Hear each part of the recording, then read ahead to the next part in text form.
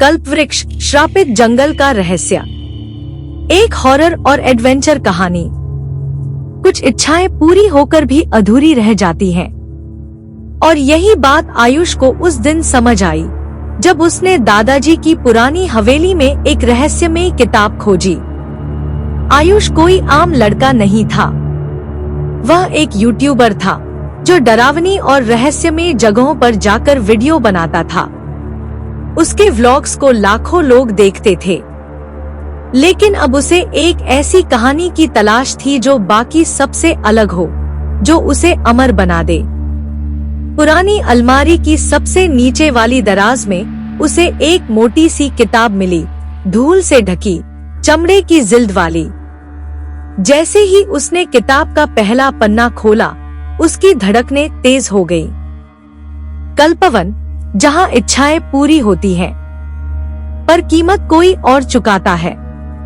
उसी वक्त हवेली में उसकी बचपन की दोस्त मेघना भी आ पहुंची। मेघना इतिहास की छात्रा थी और ऐसे ही रहस्यमय ग्रंथों की दीवानी थी। किताब को देखते ही उसके चेहरे पर एक अजीब सी चमक आ गई। ये वही है, उसने फुसफुसाते हुए कहा। कल्पवृक्ष की कथा। एक श्रापित जंगल, एक पेड़ जो इच्छाएं पूरी करता है, लेकिन बदले में तुम्हारी सबसे कीमती चीज छीन लेता है। आयुष की आंखों में जुनून था।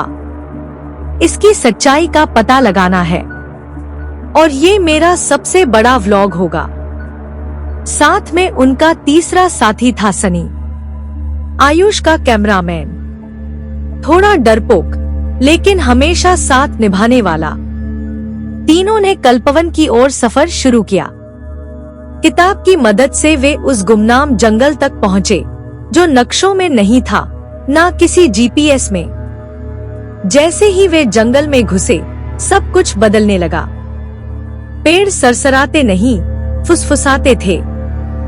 दूर कहीं कोई महिला गाने जैसी कोई पुरानी धुन गा रही थी, जो हवा में तैरती थी। रास्ते में एक टूटी फूटी हवेली मिली। अंदर चारों ओर सिर्फ शीशे थे, दीवारों पर, फर्श पर, छत पर। वो आईने जैसे देख नहीं रहे थे, कुछ दिखा रहे थे। अपनी ही शक्लें उनमें डरावनी लग रही थी। अचानक उनमें कोई परछाई उभरी जो पल भर में गायब हो गई। रात के समय कुछ अजीब हुआ। मेघना एकदम चुपचाप खड़ी हो गई। उसकी आंखें सफेद हो गईं और वो किसी और की आवाज में बोलने लगी, कल्पवृक्ष तुम्हारा इंतजार कर रहा है, लेकिन हर रास्ता एक शिकार मांगता है। तीनों डर तो गए, मगर लौटे नहीं। किताब के अगले पन्नों ने उन्हें 3 खतरनाक इम्तिहान के बारे में बताया। पहला रास्ता भटकती जमीन से होकर जाता था। जमीन जैसे जिंदा थी, हर कदम के साथ बदलती, हिलती। अगर डरकर रुक जाओ तो जमीन खुद तुम्हें निगल लेती। मगर जिसने अपनी आंखें बंद रखीं और दिल मजबूत किया, वही पार कर पाया। उसके बाद आया एक शांत सा तालाब, मगर शांति बस ऊपर थी।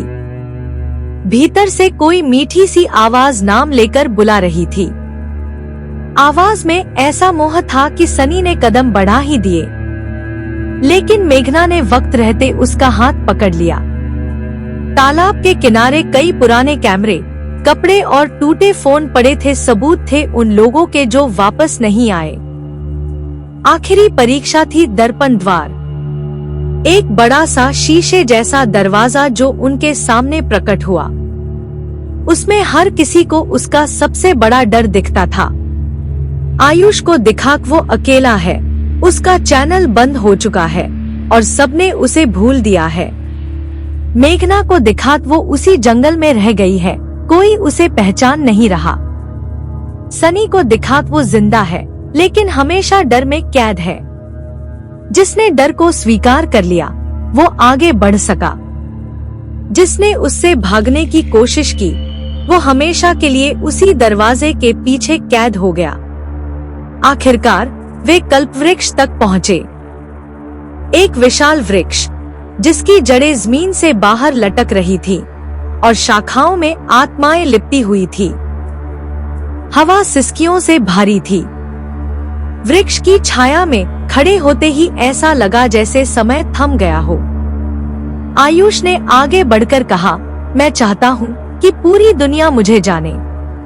मैं सबसे बड़ा और मशहूर व्लॉगर बनना चाहता हूँ। वृक्ष की शाखाएं हिली। एक गूंजती हुई गहरी आवाज आई, तेरी इच्छा पूरी होगी, पर तेरा संसार अब मेरा होगा। पल भर में सब कुछ बदल गया। मेघना और सनी गायब हो गए। सिर्फ कैमरा जमीन पर गिरा था और स्क्रीन पर कुछ देर तक उनकी चीखें गूंजती रहीं। फिर सन्नाटा। कुछ हफ्तों बाद आयुष का चैनल वायरल हो गया। हर वीडियो में लाखों करोड़ों व्यूज आने लगे। वो टीवी पर आने लगा, अखबारों में छपने लगा। उसकी हर वीडियो में वो हवेली, वो जंगल और वो वृक्ष दिखते थे। मगर हर वीडियो के बैकग्राउंड में एक धीमी सी धुन सुनाई देती, वही पुराना गीत, वही महिला की आवाज।